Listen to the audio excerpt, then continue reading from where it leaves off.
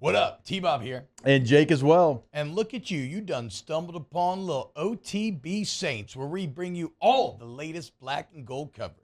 Who are the Saints going to draft? Who's going to be their quarterback? What does the salary cap look like? All that information and more.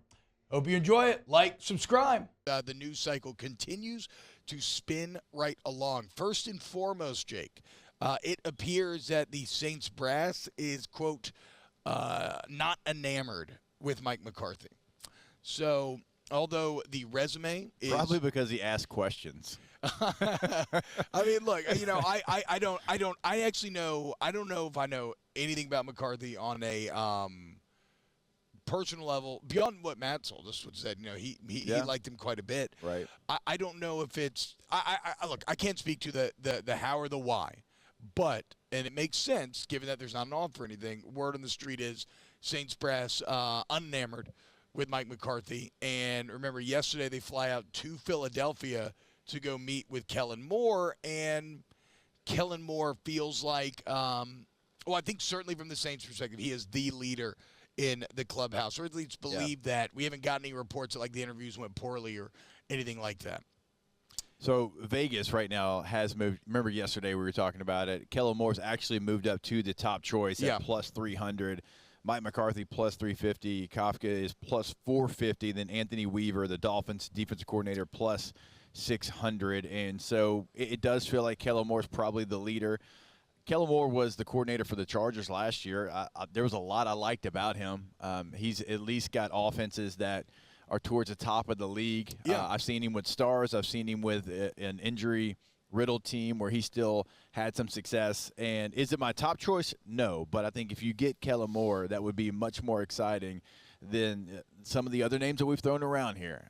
Look, Mike McCarthy is a safe choice, and so I think that's a lot of us thought maybe they would go safe because this might be Mickey Loomis's last time to hire a head coach. But of the people that are rumored and Vegas says have odds, I think Kellen Moore might be the best of those choices. Yeah, look, I think the things that I like about Moore are he's a lefty. You love that. It's I forgot about that. I like that he was 50-3 as a starter. No, he wasn't. He was crazy. 50-3 as a starter in college, guys.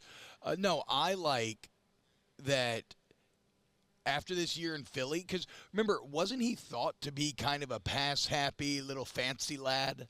You know, maybe a bit too cute, a bit too much through the air, and then this year in Philly, he's completely remade that. And granted, it's like, well, you're Saquon Barkley, but that's kind of my point. Is that he completely adjusted his style to maximize his personnel, and look at how well it has worked, right? And you could say, well, it's not as productive when Jalen Hurts' passing numbers have gone down, whatever. It's creating wins. They don't turn the ball over. They control the game. They play to their strengths. Like, ultimately, that's what you want in a good head coach. But so I like the versatility that he showed there. I think there's something to be said, Jake, for walking into a pretty toxic situation in Philly and having success, true. Right? Yeah. I mean, it still seems like every single week the personalities to manage are a lot there, especially because you probably got A.J. Brown unhappy with you every single week because he's not getting enough, there's not enough production through the air. So I like how he's done that. I think like anybody else, though, my questions with Moore are not X's and O's. It's will he be – how is he thought of as like a leader of men?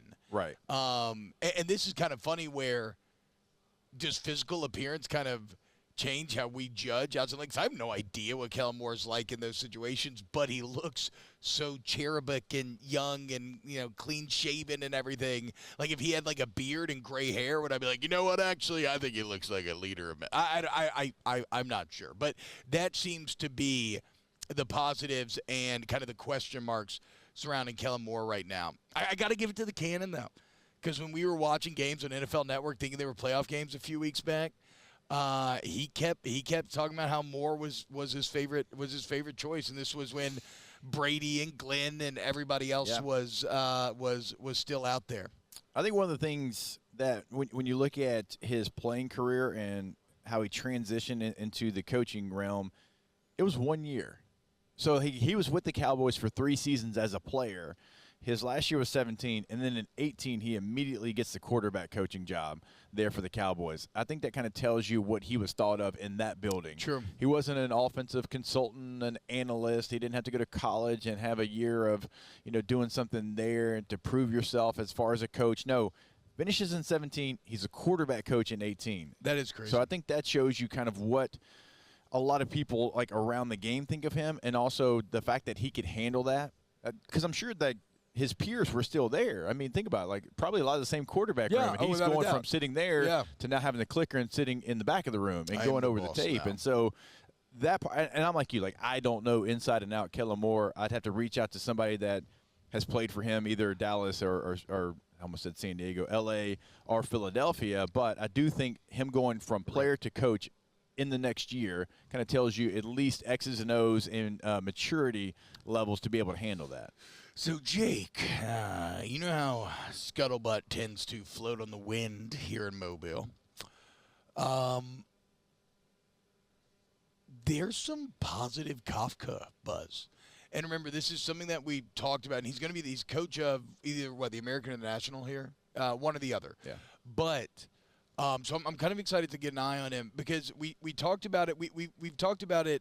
We talked about it yesterday. We talked about it kind of throughout this process of Kafka, where I get that he is, from a resume, look at the stats of what the Giants said, everything else, right? He is a deeply unexciting candidate from that perspective. But like we mentioned yesterday, there is a disconnect between those numbers, which are obvious, and the fact that he's been a finalist for multiple jobs the last 2 years, right? Like there's obviously, in NFL circles, there seems to be more respect for him than what his resume would dictate is how I would say it. And so anytime there's that disconnect, like we talk about, we just talked about it doesn't matter where you play, they're going to find you. Like this feels like a guy that maybe the NFL's way higher on than the general public. I am not saying that if it did come down to that, anybody should be happy or you should cheer it on or say, oh, this is perfect, exactly what Saints wanted the entire time. I just mean that I'm a bit I've been a little bit intrigued with him for that perspective, and some of his deep end after hearing some people talk very positively about him last night, just over some drinks at the Haberdasher. And maybe so, but if I'm a Saints fan, yeah, I'm not saying again, I don't want to be I would also have here. questions about like him getting so many interviews and everybody said, oh, it went really well, but he didn't get a job. Yeah. I mean, again, I'm sure you've had him. I've had him. Like, I've gone places. Man, that was awesome. That was great. And you're like, I'm about to get hired. And then they're like, we'll be in touch. Yeah. It's like, okay, well, what did I not do? And it's kind of been multiple times for him. So, like, that would be a big question for me. And also, if he was truly the guy and you felt that good about him, why did you interview 3-4 people after the fact that, you had him in the bill? You know what I'm saying? True. Like, that would be like, why are you flying to Philly if you feel like he was your guy? And Mickey Loomis would come up with something and to be clear, chew his gum and tell us why. But yeah, I don't think. I mean, he's obviously not the Saints guy. If he was, you'd hire him. That's what I'm saying. Right? Yeah, for sure. Maybe you back into him again. I'm not saying that. I just think it's a bit. We'll probably never see. So there's no point in talking about it. Just a little. I thought it was something kind of interesting that dovetailed with some of the thoughts that were swirling in my head. So right now, flew out to Philly yesterday, met with Kellen Moore. Seems like things well. He's the odds-on favorite to be the Saints head coach. We'll see where it ends up going. Wow, just amazing black and gold takes right there, Jake. I don't think I've ever heard any takes that are better than the two guys that just gave you that take. And you can keep getting them by going ahead and liking, subscribing, ringing the bell to get notifications when we post. Have a great day. We'll see you on the next OTB Saints.